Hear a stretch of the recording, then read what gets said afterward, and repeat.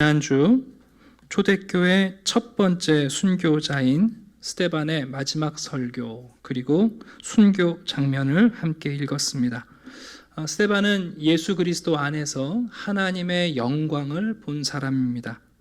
요한복음 1장 14절을 보면 말씀이 육신이 되어 우리 가운데 거하심에 우리가 그의 영광을 보니 아버지의 독생자의 영광이요 은혜와 진리가 충만하더라 라고 말씀합니다. 스데반은 바로 예수 그리스도 안에서 보지 못하고 볼 수 없었던 하나님의 영광을 봤습니다. 그래서 생사의 위기 가운데 어렵게 얻은 마지막 반론 기회를 자기를 변명하는 데 쓰지 않고 예수님을 소개하는 데 할애합니다.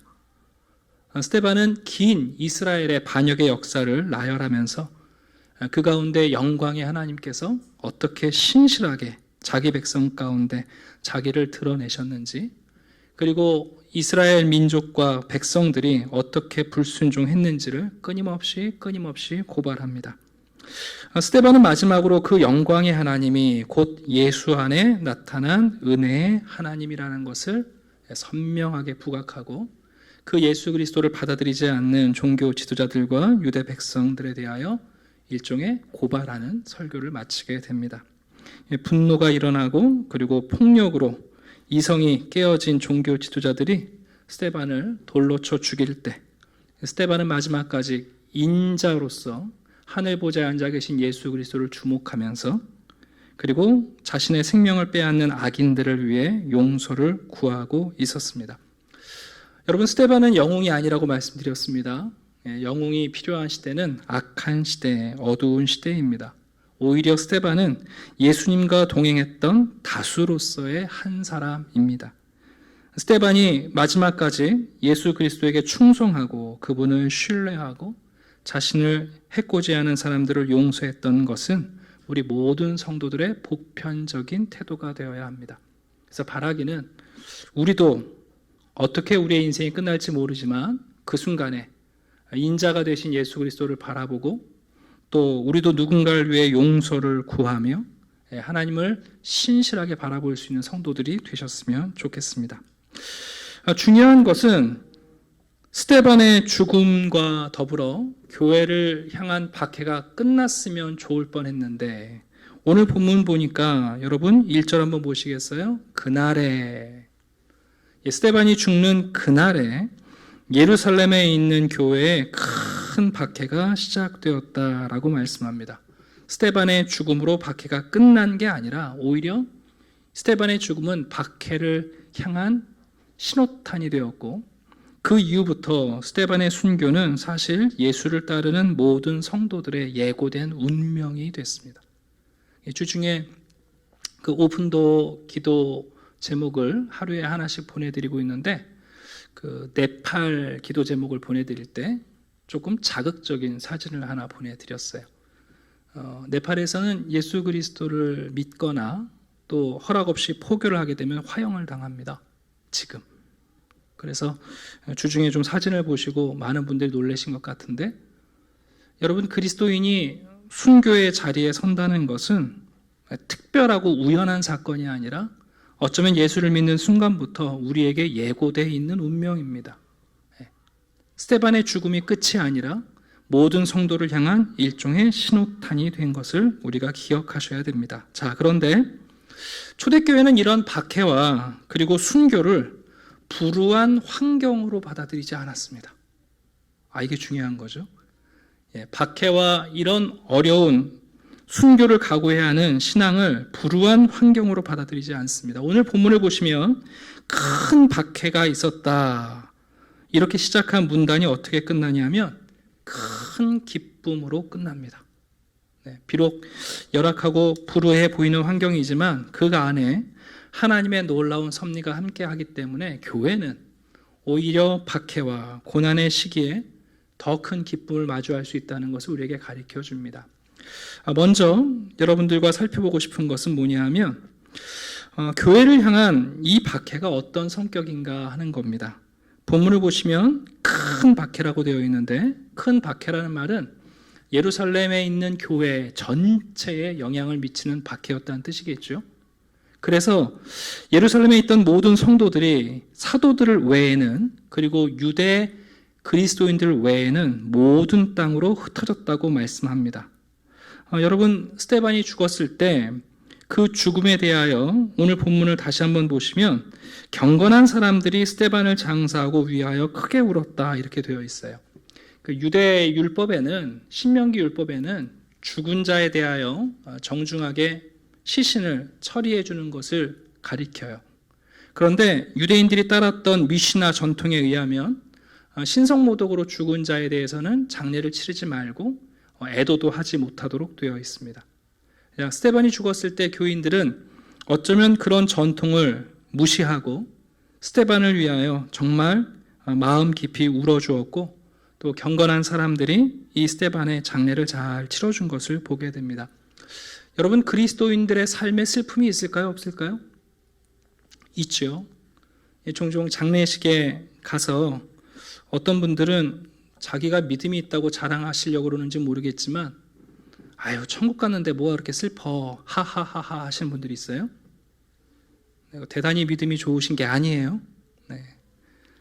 여러분, 성경은 우리에게 슬퍼하는 자들과 함께 울라라고 가르쳐줘요. 사랑하는 사람을 떠나보내는데 어떻게 슬프지 않을 수 있겠어요? 여러분, 스데반이 성령 충만한 사람이에요. 우리가 언뜻 생각하면 사도행전에는 죽음도 없고 고통도 없고 눈물도 없을 것 같지만, 여러분, 성령 충만한 교회는요, 크게 우는 일들이 종종 있어요. 네.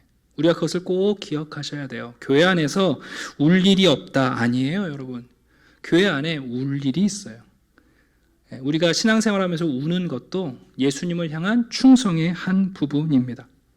어쨌든 스데반의 죽음은 우연한 사고가 아니고 그의 활동에 따른 대가였습니다.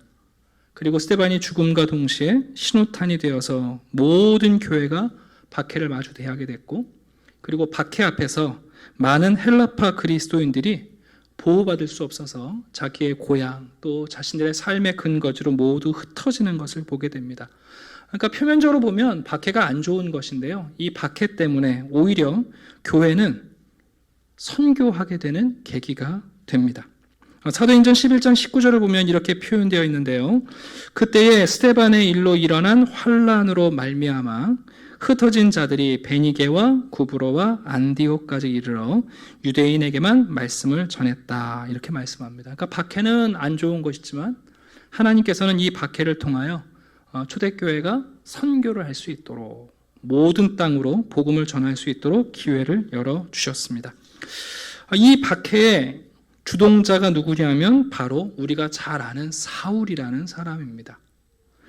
여러분, 1절 보니까 사울은 스데반, 그가 죽임당함을 마땅히 여겼다라고 되어 있습니다.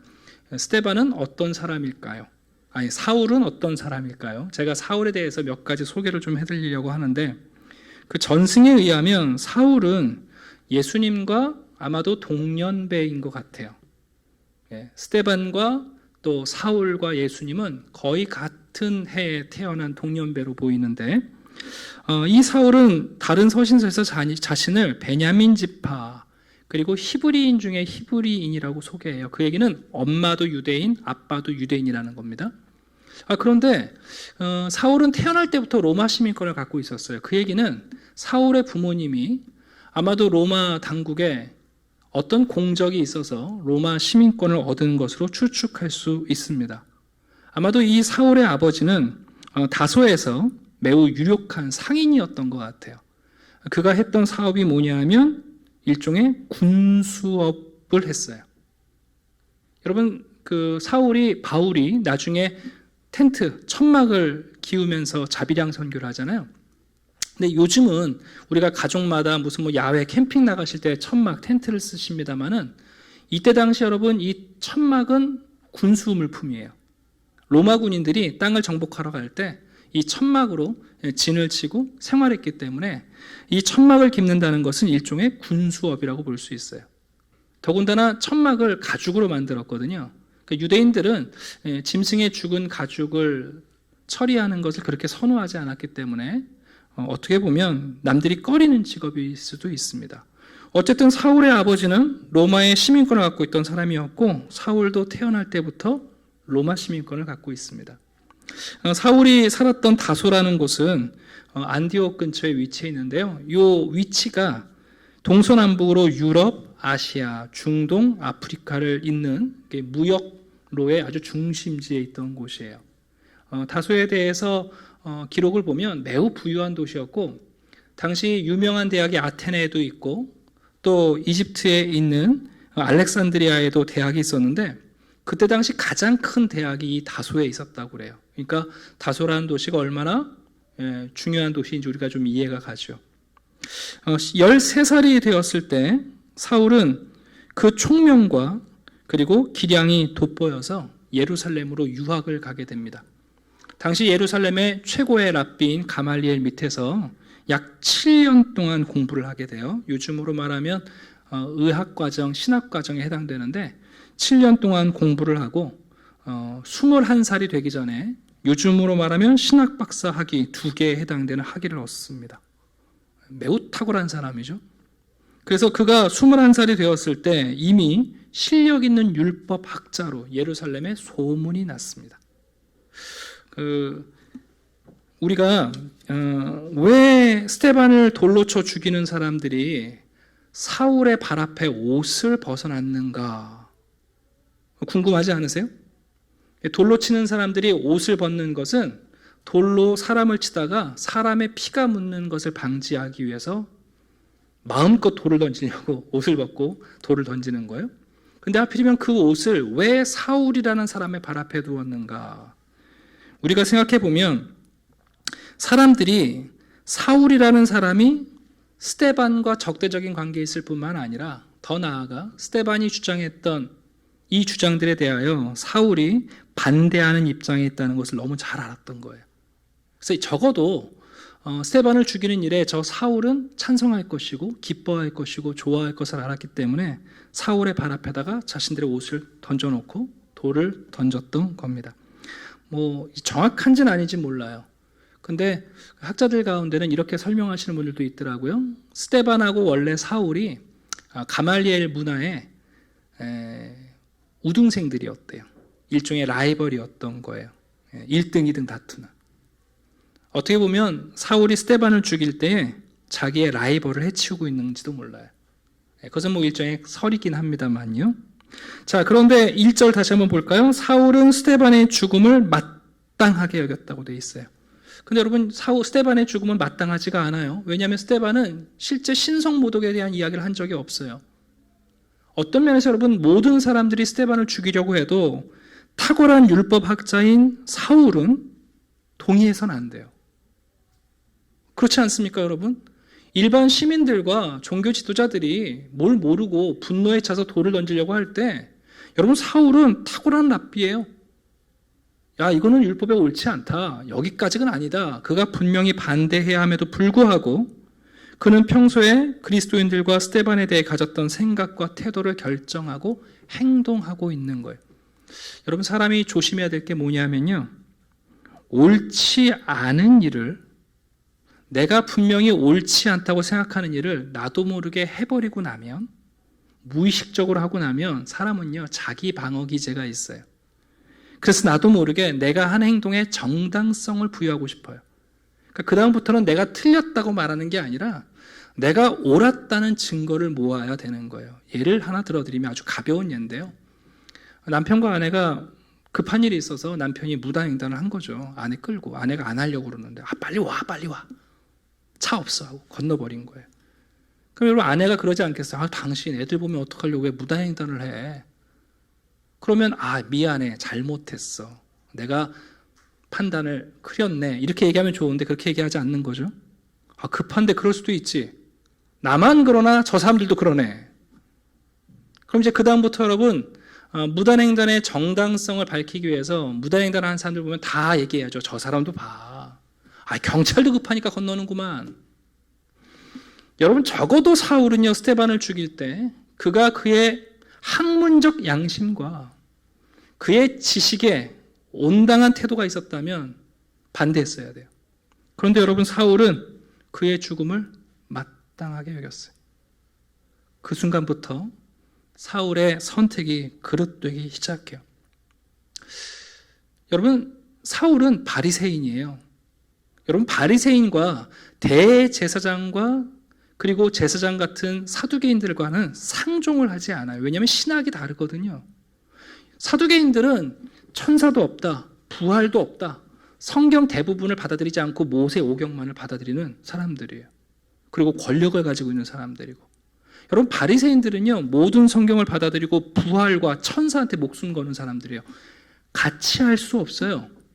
그런데 여러분, 바리새의 유명한 랍비인 사울이 그리스도인들을 잡아 죽이는 일에 누구에게 권한을 위임받냐 하면 대제사장이라는 사두개인의 대표에게 권한을 위임받아요. 이게 무슨 그림인지 이해 가십니까, 여러분?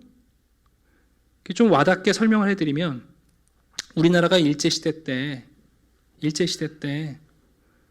여러분, 독립운동가를 나도 모르게 죽인 거죠. 그러면 그 다음부터 어떻게 하냐 하면 나쁜 독립운동가들을 찾아다니는 거예요. 일본에다가 가서 건의를 받아가지고, 어떤 면에서는 사울이 선택한 것이 그런 거예요. 스데반을 죽이는 일을 합당하게 여겼다는 것, 자기의 정당성을 부여하기 위해서 절대로 타협하지 않고 절대 무릎 꿇지 않을 대제사장에게 가서 그리스도인들을 잡아 죽일 권한을 가져가지고 3절을 보시면 교회를 여러분 잔멸하려고 합니다. 잔멸이라는 단어를 잘 쓰지 않는데 짐승이 어린 양의 살을 찢는 장면이에요. 여러분, 사울이 이런 사람이 아니거든요. 근데 여러분, 스데반을 죽인 그 정당성을 확보하기 위해서 모든 그리스도인들이 나쁘고 그리스도인들은 없어져야 할 사람이라고 자신의 주장을 계속해서 피는 거예요.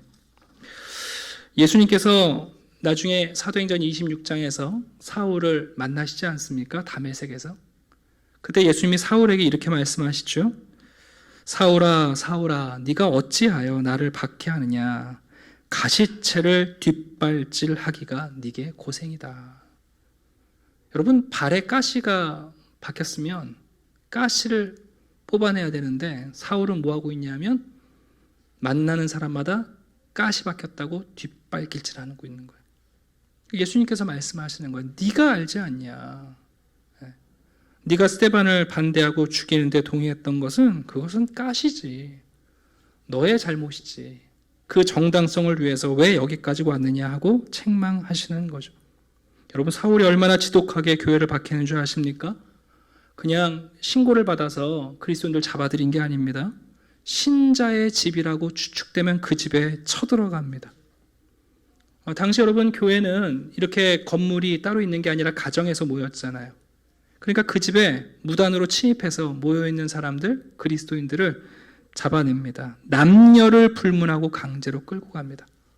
보통 여러분 여자 잡아가는 일이 별로 없거든요, 그때는. 그리고는 그들을 옥에 넘기고요. 이 일을 한두 번으로 한 게 아니고요. 지속적으로 반복합니다. 철저한 바리새인이었던 사울이 어쩌다가 사두개파의 앞잡이가 되어서 자신의 종교적 확신과도 맞지 않는 이 일을 감당하고 있는 장면을 우리가 보고 있습니다. 하나님의 섭리는 참 감사해요. 박해도 불구하고 하나님은 그 박해로 선교를 시작하실 뿐만 아니라 바로 이 지독한 사울이라는 사람을 위해서 하나님께서 자신의 일꾼의 길을 예비하고 계신 것을 보게 됩니다. 오늘날도 어떤 분들을 만나면 기독교를 매우 싫어하시고 예수를 매우 폄하하시는 분들이 있어요. 근데 왜 그렇게 기독교를 싫어하시고 예수를 미워하시나요? 물어보면 그냥이에요. 자기 어렸을 때 자기한테 안 좋게 한 사람이 교회 다니는 사람이었다는 거죠. 매우 단순해요. 자기 어렸을 때 교회 한번 갔는데 전사님이 자기가 운동복 입고 왔다고 자기한테 뭐라고 그래서 자기 교회 싫다는 거예요. 여러분, 얼마나 어리석습니까? 그런데 여러분, 그 한 번의 어리석음이 자신의 정당성을 얻기 위해서 교회가 갖고 있는 예수 믿는 사람들에 대한 안 좋은 것만을 모아들이는 사람들이 종종 있어요. 자, 이제 우리가 한 가지 더 볼 것은 뭐냐면, 여러분, 성령님이 후원하는 교회가 있죠. 성령님이 후원하시는 교회는 어디서든지 보편적이고 영적이고 영원하다는 겁니다. 안타깝게도 여러분, 사도들은 예루살렘 교회에 모여 있습니다. 이방 선교는 사도들이 아니라 수많은 성도들에 의해서 선교가 이루어져요. 그 대표적인 인물로 오늘 본문을 보시면 빌립이라는 사람이 언급되어 있어요. 빌립은 초대교회 7 일꾼들 가운데 한 분 아닙니까?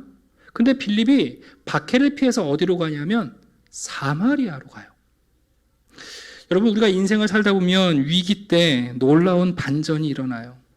위기를 만났을 때 어제까지 친구였던 사람이 오늘 원수가 되는 경우도 있어요. 근데 반대로 그 위기 때에 나의 원수라고 생각했는데 그 사람이 나의 친구가, 유일한 친구가 되는 경우도 있어요.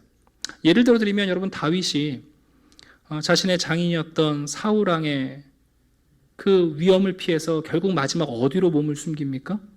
블레셋에 몸을 숨겨요. 그런 것처럼 빌립이 박해를 피해서 어디로 가냐 하면 평소 같으면 찾아가지 않았을 사마리아로 가서 복음을 전하게 됩니다.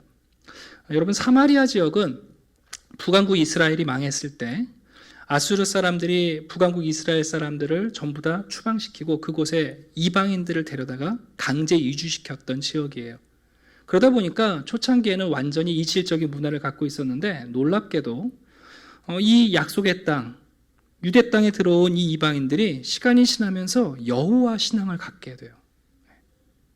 그러나 유대인들은 이들을 인정하지 않고 이들을 계속해서 분리 정책을 쓰다 보니까 유대 땅에 예루살렘에 성전이 있고 또 이 사마리아 사람들 역시 자기들의 성전을 갖고 여호와를 경외했었습니다. 주전 135년쯤에 유다의 그 하스모니안 왕가는 이 사마리아 사람들을 식민지화 시켜요. 그래서 그들이 지었던 성전도 무너뜨리고. 근데 재미있는 것은 로마가 들어와서 오히려 사마리아가 여러분 자유를 얻고 독립을 얻거든요.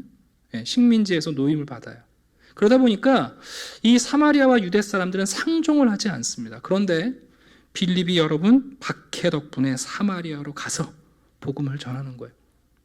사마리아 사람들도 메시아에 대한 소망이 있었습니다. 요한복음 4장을 보면 사마리아 여인이 이렇게 이야기하죠. 메시아 곧 그리스도라 하는 이가 오실 줄을 내가 아노니 그가 오시면 모든 것을 우리에게 알려주시리이다.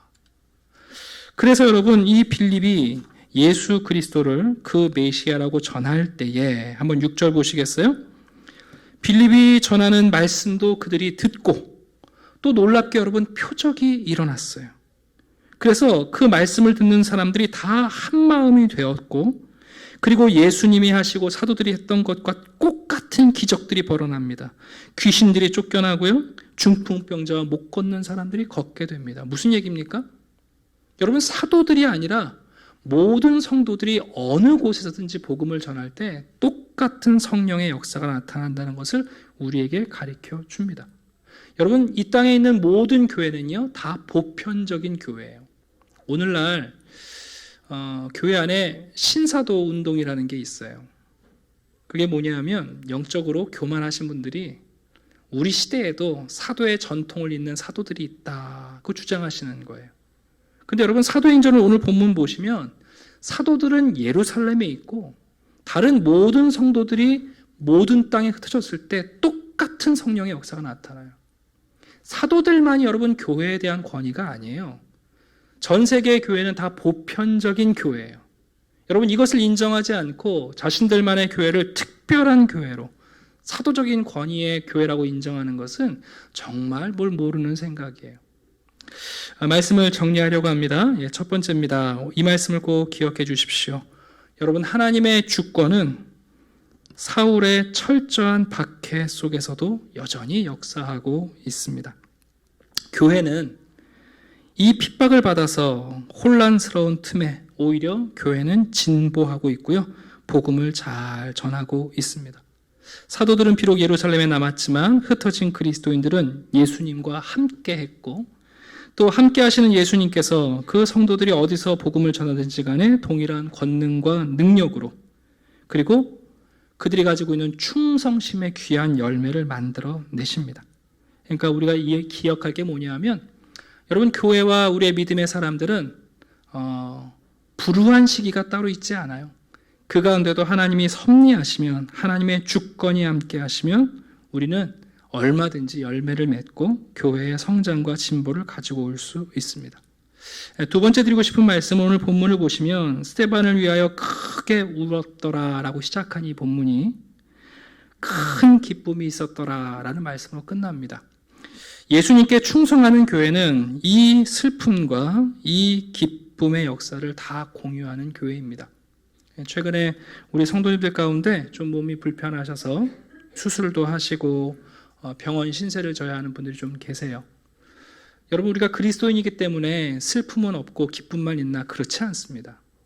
예수님을 따른다는 것은 우리 인생의 인격적인 슬픔과 또 주님이 주시는 기쁨을 함께 공유한다는 겁니다.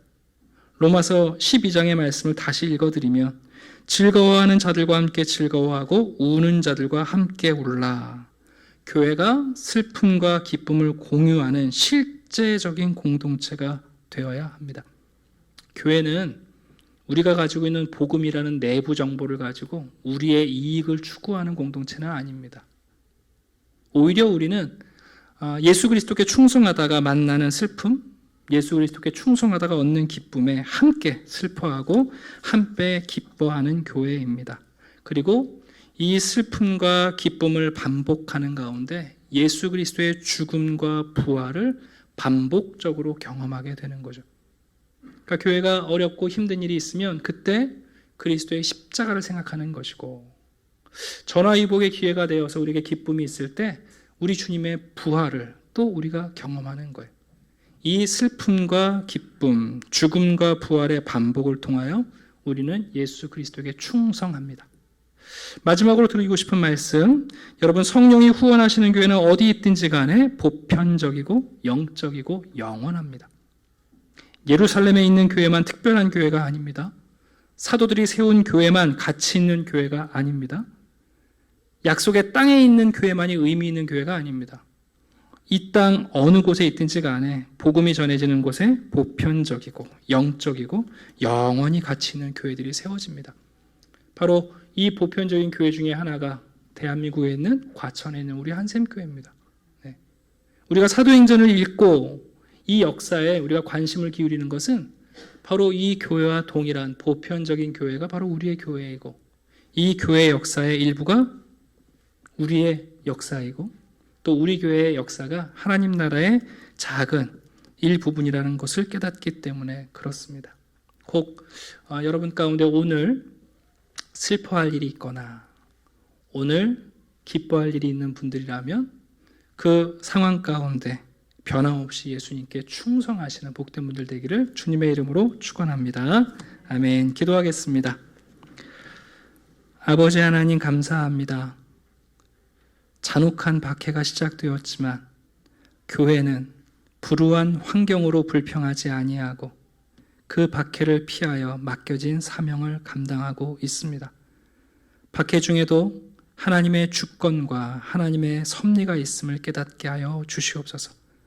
교회가 어렵고 힘든 순간을 만날 때 좌절할 것이 아니라 주님의 주권을 믿고 주님의 섭리를 기다리게 하여 주시옵소서. 우리 가운데 슬픈 자들이 있습니까? 함께 울게 해주시고, 기뻐할 일이 있는 사람들이 있습니까? 함께 기뻐하게 해 주시옵소서. 한마음 한뜻으로 울고 기뻐하며 주님께 충성의 길을 갈 수 있도록 도와주시옵소서. 사도들이 아니라 그 복음이 전해지는 곳에 보편적인 교회가 세워지게 하시니 감사합니다. 오늘도 우리가 들은 복음에 그 믿음 위에 굳게 서는 교회가 되게 하시고, 한 주간 우리가 어디로 나아가든지 간에 그곳에서 또한 예수 그리스도의 복음을 증거하는 성도들이 되게 해 주시옵소서. 감사드리며 예수 그리스도 이름으로 기도드립니다. 아멘.